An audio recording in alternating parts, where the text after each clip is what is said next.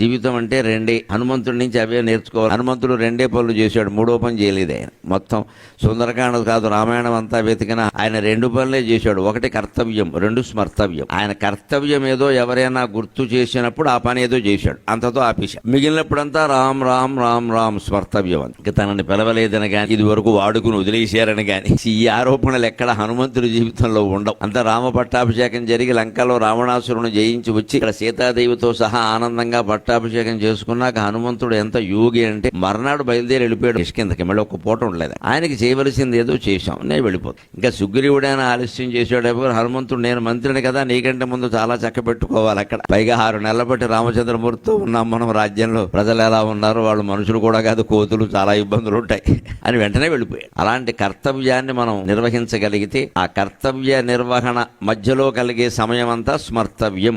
జీవితం అద్భుతంగా ఉంటుంది, సందేహమే.